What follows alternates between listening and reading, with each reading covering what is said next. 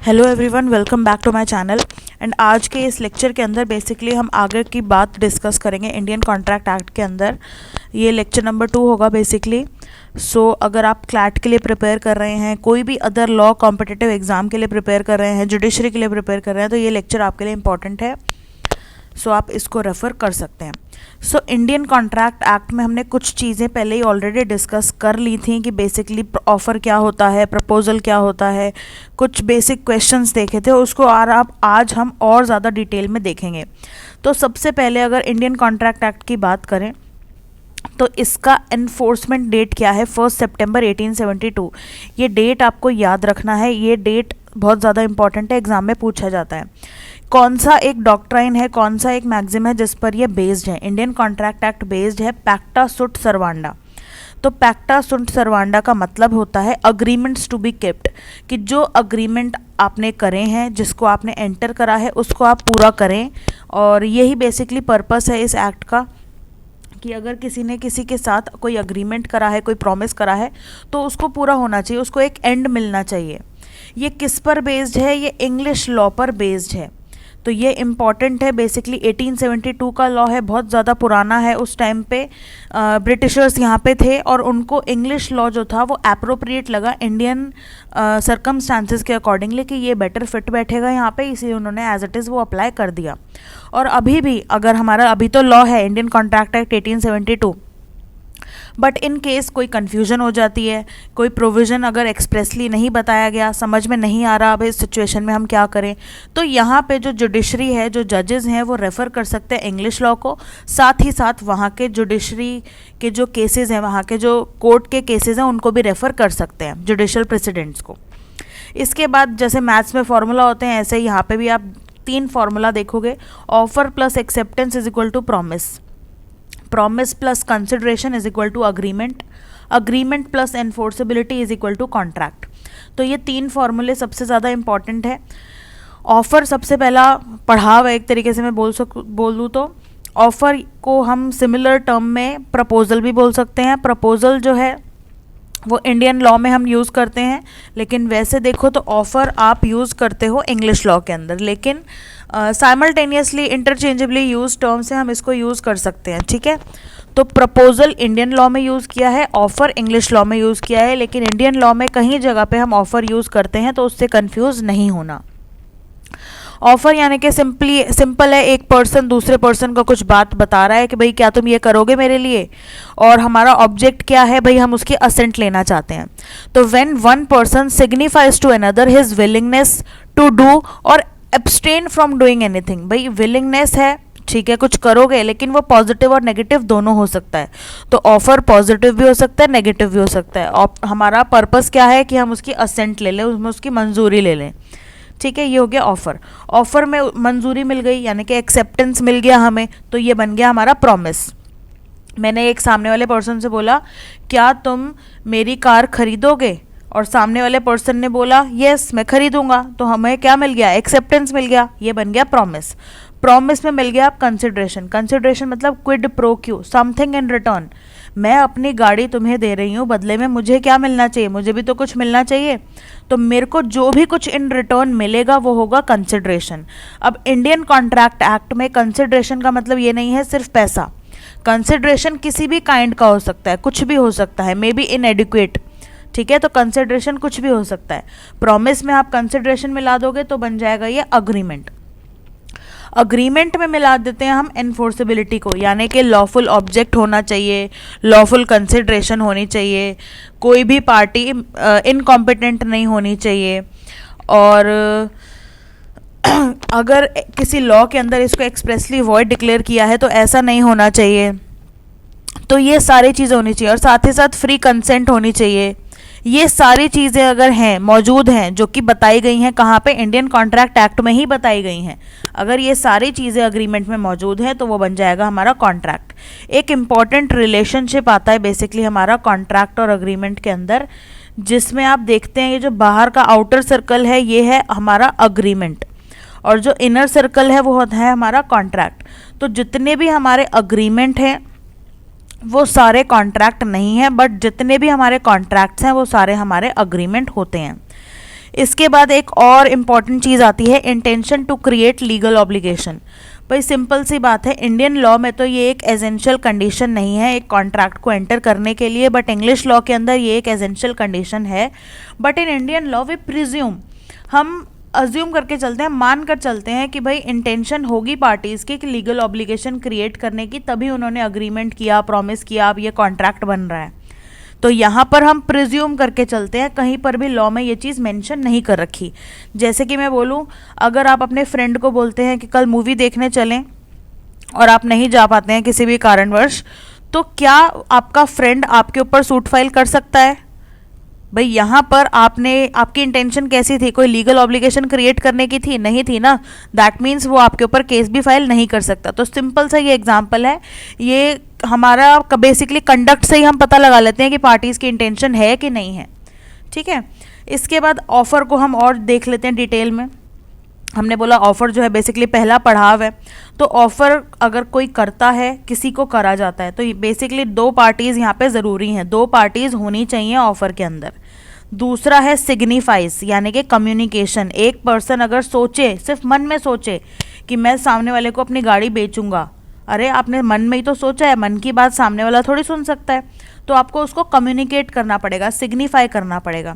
जैसे कि मैंने बताया, ऑफर पॉजिटिव और नेगेटिव दोनों हो सकता है, एंड साथ ही साथ एक्सप्रेस और इम्प्लाइड दोनों हो सकते हैं। जैसे आप रेस्टोरेंट में जाते हो और आप जाके सीधा बैठ जाते हो वहाँ पे और मेन्यू से ऑर्डर कर देते हो, बेसिकली क्या है भाई, जो भी हम खाना यहाँ पे खाएंगे भाई हम उसको उसके लिए पे करेंगे। तो आप इम्प्लाइड कर रहे हो, अपना बोल के नहीं कर रहे हो, बोल के कर रहे हो दैट मीन्स वो एक्सप्रेस हो जाएगा, अपने कंडक्ट से कर रहे हो दैट मीन्स वो इम्प्लाइड हो जाएगा। एंड सर्टेनिटी होनी चाहिए, जो आप समझ रहे हो सामने वाला पर्सन भी वही सेम चीज़ समझ रहा है। जैसे मैंने बोला कि मैं अपनी गाड़ी बेचना चाहती हूँ, मेरे पास है 3 गाड़ियाँ, अब मैं कौन सी गाड़ी बेचना चाहती हूँ। सामने वाले को ये था, मतलब वो ये सोच रहा था कि मैं अपनी वैगनार बेचना चाहती हूँ, लेकिन मैं वैगनार नहीं बेचना चाहती थी, मैं तो BMW बेचना चाहती थी। तो यहाँ पे क्या हो गया, सर्टेनिटी नहीं है ना, कन्फ्यूजन आ गया एक, ठीक है, एम्बिग्यूटी आ गई। तो वो चीज़ नहीं होनी चाहिए, क्लियर होना चाहिए दोनों पार्टीज़ के माइंड में कि क्या चीज़ की बात हो रही है, सब्जेक्ट मैटर है क्या एक्चुअली में। इसके बाद आता है एक टाइप्स ऑफ ऑफर। ऑफर भी अलग अलग प्रकार के होते हैं। पहला होता है जनरल ऑफर। जनरल ऑफर के अंदर हम पब्लिक एट लार्ज को ऑफर करते हैं। तो यहाँ पे जनरल मतलब पब्लिक एट लार्ज, हमने ऑफर कर दिया, एडवर्टाइजमेंट कर दिया, अब पब्लिक में से कोई भी आ सकता है, उसको एक्सेप्ट कर सकता है, ठीक है, एक से ज़्यादा लोग भी एक्सेप्ट कर सकते हैं, तो ये पब्लिक की मर्जी है। स्पेशल ऑफर में हम सिर्फ एक पर्टिकुलर पर्सन को ही कर रहे हैं। इसके बाद क्रॉस ऑफर। क्रॉस ऑफर में ए ने बी को कोई ऑफर करा कि भाई तुम मेरी गाड़ी खरीदोगे, और बी ने ए को ऑफर करा सेम ऑफर कि भाई मैं तुम्हारी गाड़ी खरीदूंगा। तो यहाँ पर क्या हो गया, आइडेंटिकल, मतलब सेम ऑफर जब हम कर रहे हैं, एक पर्सन दूसरे पर्सन को, दूसरा पर्सन पहले पर्सन को, यहाँ पर सेम ऑफर कर रहे हैं, तो वो हो जाता है क्रॉस ऑफर। यहाँ पर वो ऑफर प्रॉमिस में नहीं बदलेगा क्योंकि एक्सेप्टेंस तो आई ही नहीं। यहाँ पर ए भी ऑफर कर रहा है, बी भी ऑफर कर रहा है, तो एक पर्सन को अपने ऑफर छोड़ के सामने वाले ऑफर को एक्सेप्ट करना पड़ेगा, तभी वो बनेगा प्रॉमिस। नेक्स्ट होता है काउंटर ऑफर। काउंटर ऑफर में एक तरीके से आप करते हो बार्गेनिंग। जैसे आप शॉप पे जाते हो कहीं पर भी, तो वहाँ पे काउंटर लगा होता है उनका, काउंटर के उस तरफ वो खड़ा होता है, काउंटर के इस तरफ आप खड़े होते हो, और वहाँ पे क्या कर रहे हो, बार्गेनिंग, भैया आप इतना नहीं इतना लगा लो, ये रेट नहीं ये रेट ज़्यादा है, आप इतना रेट लगा लो। तो ये क्या हो गया, बार्गेनिंग कर रहे हो। तो काउंटर शब्द जब भी आप देखो तो उससे आप क्या समझोगे कि बार्गेनिंग हो रही है यहाँ पे। तो यहाँ पर ए ने ऑफर दिया बी को कि मैं अपनी गाड़ी 50,000 रुपये में बेचूंगा, बी कह रहे हैं नहीं 50,000 नहीं 40,000 में मैं खरीद लूँगा, फिर ए कह रहा है कि नहीं 40 नहीं 45, फिर बी कह रहा है कुछ। तो यहाँ पे क्या हो रहा है, लगातार कुछ ना कुछ आप क्या कर रहे हो, बार्गेनिंग में करे जा रहे हो, बोले जा रहे हो। फिफ्थ में इन्विटेशन टू ऑफर। इन्विटेशन के टू ऑफर बेसिकली ये है, आप इनवाइट कर रहे हो सामने वाले को कि आप मुझे ऑफ़र करो, अगर मुझे आपका ऑफ़र सही लगेगा तो मैं उसको एक्सेप्ट कर लूँगा। जैसे आप मॉल में जाते हो, वहाँ पे डिस्प्ले में कई सारी चीज़ें रखी होती हैं। अब एक पर्सन गया मॉल में और उसने डिस्प्ले में कई सारी चीज़ें देखी, उनमें से एक चीज़ उठाई और पूछा इसका प्राइस क्या है, मैं इसको ख़रीदना चाहता हूँ। तो जो दुकानदार है वो मना कर सकता है कि मैं इस प्रोडक्ट को, इस आर्टिकल को नहीं बेचना चाहता, क्योंकि वहाँ पे डिस्प्ले पे जो चीज़ें लगा रखी हैं उसका मतलब ये है कि वो सिर्फ इनवाइट कर रहे हैं आपको कि आप आइए और अपना ऑफ़र दीजिए, अगर हमें पसंद आएगा तो हम एक्सेप्ट करेंगे। तो दुकानदार के पास पूरा राइट है पीछे हटने का, क्योंकि उसने ऑफ़र नहीं दिया। जो मैंने आपको जनरल ऑफर बताया उसका एक बहुत लैंडमार्क केस है, Carlill versus Carbolic smoke ball company. Basically एक कंपनी थी, उसने क्या किया, एक दवाई का एडवर्टाइजमेंट निकाला, एक दवाई बनाई और बोला एडवर्टाइजमेंट में कि जो भी ये दवाई को यूज़ करेगा एक प्रिस्क्राइब्ड मैनर में, जो हमने बताया है एडवर्टाइजमेंट में, और उस दवाई को कंज्यूम करने से आपकी जो इन्फ्लुएंजा का बेसिकली बीमारी है ना वो ठीक हो जाएगी। तो यहाँ पर कोई भी एक जनरल पब्लिक में से एक पर्सन था, उसने एडवर्टाइजमेंट पढ़ा और उसने जो भी डिस्क्रिप्शन में बताया गया था कि भैया जो आपको फॉलो करनी है चीज़ें, इंस्ट्रक्शंस, वो पूरी प्रॉपर तरीके से फॉलो करी और उसको कंज्यूम करा दवाई को, लेकिन फिर भी उसकी बीमारी ठीक नहीं हुई। तो यहाँ पे उसने कंपनी से कंपनसेशन अब क्लेम किया कि भाई मेरी तो दवाई ठीक, मेरी जो बीमारी है वो तो ठीक नहीं हुई इस दवाई से। तो कंपनी ने बोला कि हमने तो जनरल ऑफर, मतलब हमने तो ऑफर आपको किया ही नहीं, आप कैसे एक्सेप्ट कर लिया, भाई आपने तो हमें आके बताया ही नहीं। तो यहाँ पर ये बोला गया कोर्ट ने कि भाई सिंपल सी बात है, जो जनरल ऑफर है वहाँ पर एक्सेप्टेंस की ज़रूरत नहीं होती। जैसे मैंने आपको यहाँ पर बताया था, ऑफर में क्या मिलेगा, एक्सेप्टेंस मिलेगा, तभी वो प्रॉमिस बनेगा, प्रॉमिस में कंसिडरेशन, तभी वो अग्रीमेंट बनेगा। यहाँ पर कैसा ऑफर किया गया है, जनरल ऑफर। जनरल ऑफर में एक्सेप्टेंस का कम्युनिकेशन करना ज़रूरी नहीं होता। जो जनरल पब्लिक में से कोई भी एक पर्सन जो सामने आया, उसने एक्सेप्ट कर ली जो भी इंस्ट्रक्शन लिखी गई थी एडवर्टाइजमेंट में, तो ये अपने कंडक्ट से वो एक्सेप्ट कर रहा है उस ऑफर को। यहाँ पे कम्युनिकेशन ज़रूरी नहीं है, क्योंकि पब्लिक एट लार्ज है, कितने लोग आएंगे बताएंगे पहले, ठीक है। तो यहाँ पे कोर्ट ने यही बात हेल्ड करी। इसके बाद अब आ जाते हैं हम एक्सेप्टेंस पर। एक्सेप्टेंस कम्युनिकेट होना ज़रूरी है। कौन कम्युनिकेट करेगा, जो उसको एक्सेप्ट कर रहा है वही उसको कम्युनिकेट करेगा। अब मैंने ऑफर दिया बी को, तो बी ही उसको एक्सेप्ट करके मुझे बताएगा, उसके बदले में सी एक्सेप्ट करके नहीं बताएगा, ठीक है। तो थर्ड पार्टी बीच में नहीं घुस सकती कि हाँ हाँ इसको तो मंजूर है ये प्रॉमिस, हाँ हाँ मंजूर है इसको ये एक्सेप्टेंस, इसको ये ऑफर मंजूर है, ऐसा नहीं हो सकता। अच्छा, आप अपनी एक्सेप्टेंस एक्सप्रेस और इम्प्लाइड दोनों तरीके से दे सकते हो, या तो अपने कंडक्ट से। ऑफर में अगर स्पेसिफिकली लिखा है कि अगर आप ये कुछ कंडीशन प्रेसिडेंट फॉलो करोगे तो हम ये मान लेंगे कि आपने इस ऑफर को एक्सेप्ट कर लिया, तो ठीक है, हम इम्प्लाइडली मान रहे हैं। एक ये मैं आपको ऑलरेडी बता चुकी हूँ, when communication is not required. तो जनरल ऑफर के अंदर communication of acceptance is not required. अच्छा, अगर आप चुप रहते हो, silence is no acceptance. Silence रहते हो, अगर आप साइलेंट हो और सामने वाला बंदा आपसे कुछ नहीं पूछ रहा, आपने ऑफर दिया, उसने एक्सेप्ट कर लिया, प्रॉमिस बन गया, अग्रीमेंट बन गया, कॉन्ट्रैक्ट बन गया, ये नहीं चलेगा। साइलेंस जो है वो एक्सेप्टेंस नहीं माना जाएगा, ठीक है। आप चुप हो, ये एक्सेप्टेंस नहीं माना जाएगा, नहीं बनेगा वो ऑटोमेटिकली कॉन्ट्रैक्ट, जब तक आप स्पेसिफिकली बता नहीं देते। या इम्प्लाइड में तो हम कोई कंडीशन को पूरा कर रहे हैं ना, कुछ कंडीशन को फुलफिल कर रहे हैं, कंडीशन प्रेसिडेंट जो ऑफर में पहले से ही बताया गया है। यहाँ तो ऑफर में कुछ नहीं बताया गया, ए ने बी को ऑफर दिया और बी चुप रहा, उसने सिर्फ मन में सोच लिया कि हाँ मैं एक्सेप्ट कर लेता हूँ, और उसने वो जो ऑफर आया था, लेटर के थ्रू आया था, उसने वो ड्रॉर में रख दिया और भूल गया। अब यहाँ पर ये एक्सेप्टेंस नहीं माना जाएगा, क्योंकि क्लियर है silence is no acceptance. But अगर ऑफर में लिखा है अगर आप चुप रहे तो मैं आपको, आपकी चुप्पी को आपकी एक्सेप्टेंस समझूंगा, तो यहाँ पर बोलना ज़रूरी है। यहाँ पर अगर आप नहीं बोले, आप साइलेंट रहे, तो यहाँ पर वो जो ऑफर है वो प्रॉमिस बन जाएगा। ये इम्पॉर्टेंट है, साइलेंस वाला पॉइंट। इसके बाद आता है कंसिडरेशन। ऑफर में मिला एक्सेप्टेंस, एक्सेप्टेंस से बना प्रॉमिस, प्रॉमिस में मिलेगा आप कंसिडरेशन, तो कंसिडरेशन इंपॉर्टेंट हो गया। कंसिडरेशन का मतलब है क्विड प्रो क्यू। ये इनएडिक्वेट भी हो सकता है, किसी भी काइंड का हो सकता है, और at the desire of promiser होता है ये हमेशा।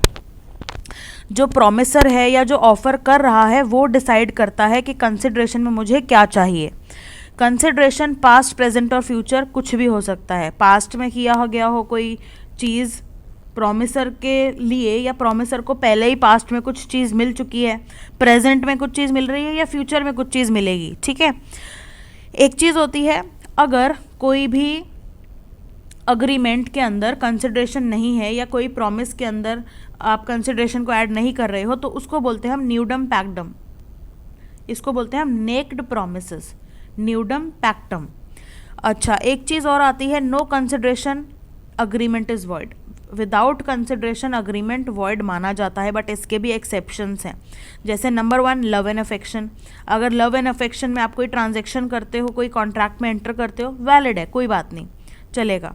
पास्ट वॉलंटरली सर्विसेज, यानी कि पास्ट में आपने कोई सर्विसेज ले ली और अब आप क्या कर रहे हो, अग्रीमेंट या कॉन्ट्रैक्ट कर रहे हो, तो यहाँ पर तो सिर्फ एक ही पार्टी को कुछ मिल रहा है ना, क्योंकि दूसरी पार्टी को पास्ट में मिल चुका है ऑलरेडी, क्विड प्रो की ऑलरेडी पास्ट में हो चुका है।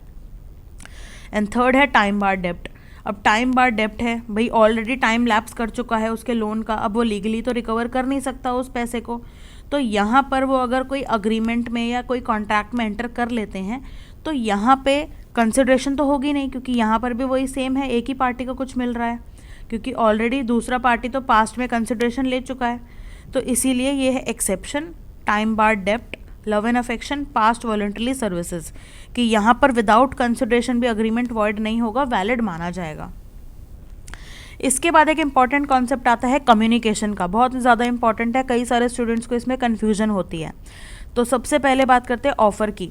ऑफ़र को कम्युनिकेट करना है तो कब कंप्लीट होगा communication, when it comes to the knowledge of the person to whom it is made. भाई जिस पर्सन को आप कर रहे हो ऑफ़र, जैसे ही आपने सामने वाले पर्सन को बोला या सामने वाले पर्सन को लेटर भेजा, लेटर उस तक पहुंच गया, उसकी नॉलेज में आ गया, तो यहाँ पर उसकी कम्युनिकेशन कंप्लीट हो जाएगी। नेक्स्ट आता है एक्सेप्टेंस का कम्युनिकेशन कब कंप्लीट होगा, तो यहाँ पे आती है स्टूडेंट्स को प्रॉब्लम, और यहाँ पे दोनों पार्टीज़ के लिए अलग अलग समय पर उसका कम्युनिकेशन कंप्लीट होगा।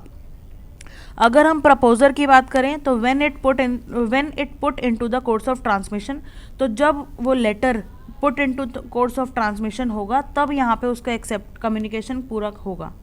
एंड प्रपोजी की बात करें तो when it comes to his knowledge, तो इसको समझेंगे आप बेसिकली एक एग्जाम्पल से या एक इलस्ट्रेशन से। ए ने बी को ऑफ़र किया, अब ए का जो ऑफ़र है वो रास्ते में अभी बी तक पहुंचा नहीं है, जैसे ही ए का ऑफ़र बी तक पहुंच गया, यहाँ पर अब बी क्या सोचेगा कि भाई मुझे एक्सेप्ट करना है कि नहीं करना है, या तो वो एक्सेप्ट करेगा या नहीं करेगा। जैसे ही वो एक्सेप्ट कर लेता है तो वो क्या करता है, put into the course of transmission, उस एक्सेप्टेंस को वो अपने से दूर भेज देगा। बी ने एक्सेप्टेंस का लेटर जो लिखा था उसको पोस्ट कर दिया सपोज, तो यहाँ पर जैसे ही उसने लेटर को पोस्ट किया तो यहाँ पर बी के कंट्रोल से बाहर चला गया लेटर, और जैसे ही बी के कंट्रोल से बाहर गया तो यहाँ पर ए बाउंड हो गया, यानी कि जिसने ऑफर किया था वो पर्सन बाउंड हो गया। अब वो अपने ऑफ़र को वापस नहीं ले सकता, रिवोक नहीं कर सकता। ऐसे ही अगर यहाँ पे मैं बोलूँ बी कब बाउंड होगा, तो जैसे ही एक्सेप्टेंस ए तक पहुँच जाएगी तब बाउंड हो जाएगा बी। अब बी फंस गया when it comes to the knowledge of the offerer, जब ऑफरर की नॉलेज में वो एक्सेप्टेंस आ जाएगी तो यहाँ पर बी बाउंड हो जाएगा। तो ऐसे ही यहाँ पर ए बाउंड अलग समय पर हो रहा है, बी बाउंड अलग समय पर हो रहा है। ऐसे ही ए के लिए एक्सेप्टेंस का कम्युनिकेशन अलग समय पर कंप्लीट हो रहा है और बी के लिए एक्सेप्टेंस का कम्युनिकेशन अलग समय पर कंप्लीट हो रहा है। ए के लिए कंप्लीट हो रहा है when B put into the course of transmission, और बी के लिए तब कंप्लीट होगा when it comes to the knowledge of A. ठीक है, क्लियर है। इसके बाद देखो रिवोकेशन का कम्युनिकेशन कब कंप्लीट होगा, तो यहाँ पर भी यही सेम है, अगेंस्ट प्रपोजर अलग समय पे, अगेंस्ट प्रपोजी अलग समय पे। यहाँ पर when it put into the course of transmission, तो रिवोकेशन का कम्युनिकेशन कंप्लीट, एंड प्रपोजी के लिए कब कंप्लीट होगा, when it comes to the knowledge of person, when it comes to his knowledge. इसके बाद देखते हैं हम एक बार रिवोकेशन का भी एक एग्जाम्पल।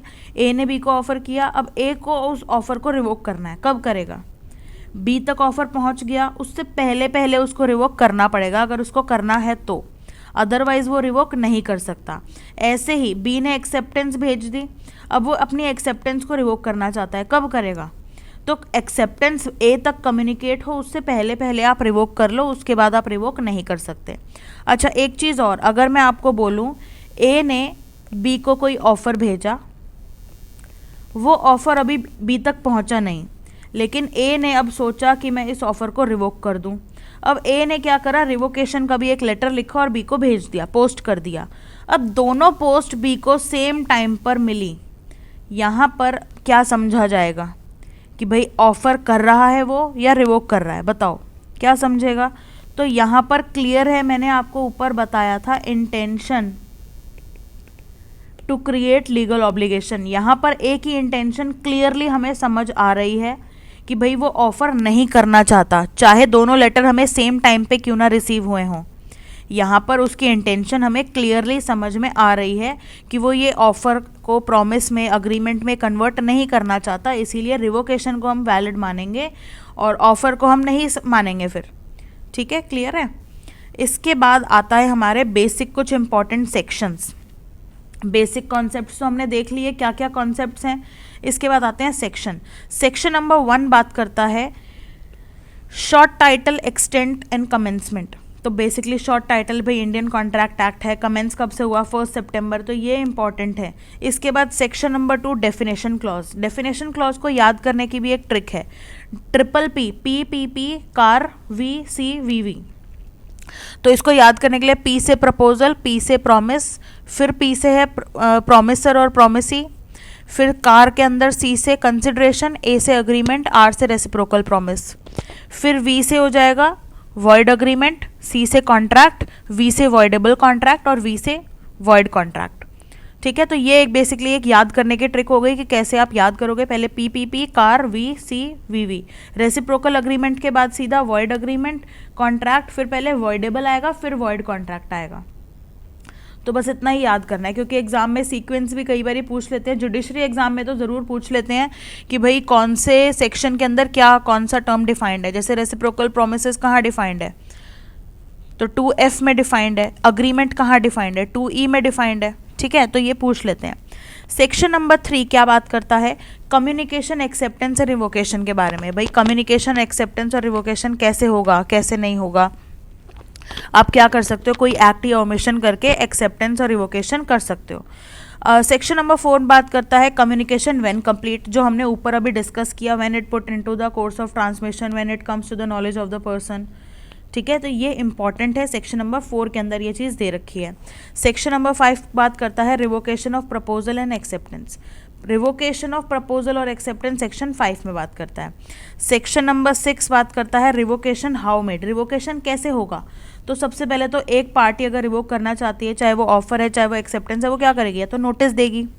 अगर टाइम लैप्स हो गया तो अपने आप ही रिवोक हो जाएगा वो ऑफर। जैसे सपोज ऑफर में मेंशन है आपके पास 1 दिन है इसको एक्सेप्ट करने का, 1 दिन के अंदर अगर आपने इसको एक्सेप्ट नहीं किया तो हम एक्सेप्टेंस नहीं मानेंगे या हम फिर ये ऑफर को ख़त्म कर देंगे।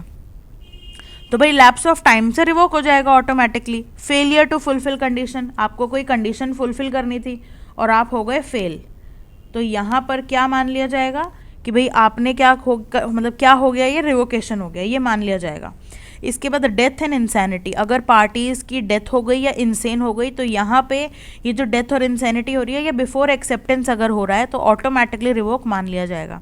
बट अगर मैं इंग्लिश लॉ की बात करूँ तो इंग्लिश लॉ के अंदर डेथ और इंसैनिटी पर चाहे एक्सेप्टेंस हुई हो चाहे नहीं हुई हो, ऑटोमेटिकली वो प्रॉमिस या वो ऑफर, वो जो भी जिस भी स्टेज पर हो आप, चाहे वो एक्सेप्टेंस के स्टेज पर हो, वो चीज़ क्या हो जाएगी, उसी टाइम पे रिवोक मानी जाएगी ऑटोमेटिकली। सेक्शन नंबर 7 बात करता है एक्सेप्टेंस मस्ट बी, एक्सेप्टेंस कैसी होनी चाहिए। तो बेसिकली एक्सेप्टेंस होनी चाहिए एब्सोल्यूट और अनक्वालिफाइड। सबसे पहली बात तो एक पर्सन अगर कोई ऑफर दे रहा है, दूसरा पर्सन एक्सेप्ट कर रहा है, तो एज इट इज़ एक्सेप्ट करोगे आप उसको, आप उसके ऊपर कोई कंडीशन नहीं लगाओगे कि भाई ये कंडीशन के साथ तो मैं एक्सेप्ट कर लूँगा, भाई ये कोई मतलब नहीं है। और second point expressed in reasonable manner, भाई एक्सेप्टेंस को आप एक रीजनेबल मैनर में एक्सप्रेस करोगे, बताओगे, नहीं बताओगे तो कैसे समझ में आएगा कि आप एक्सेप्ट कर रहे हो। ठीक है, क्लियर है। सेक्शन नंबर 8 बात करता है एक्सेप्टेंस बाय परफॉर्मिंग कंडीशन। तो एक कंडीशन प्रेसिडेंट अगर ऑफर में बताई गई है, आप उसको परफॉर्म करके भी एक्सेप्टेंस कर सकते हो। जैसे जनरल ऑफर में हमने बात करी थी Carlill versus carbolic smoke ball company के लिए।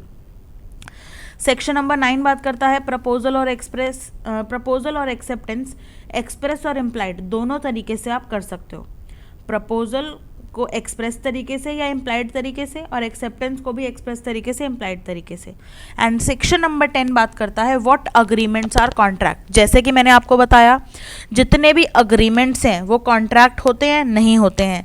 All agreements are not contract but all contracts are agreement. ये इंपॉर्टेंट एक रिलेशनशिप है इन दोनों के बीच में।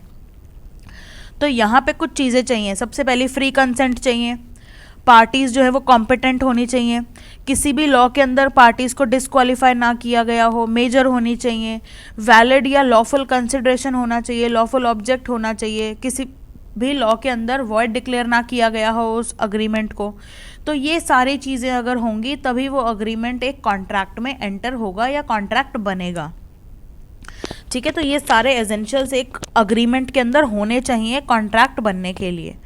So that's it for now. Thank you so much for watching and hopefully आपको ये कॉन्सेप्ट समझ में आए होंगे कि इंडियन कॉन्ट्रैक्ट एक्ट में हमने आज जो कुछ भी डिस्कस किया, नेक्स्ट वीडियो के अंदर हम आगे के कॉन्सेप्ट्स को डिस्कस करेंगे। So thank you so much for watching and see you in my next video.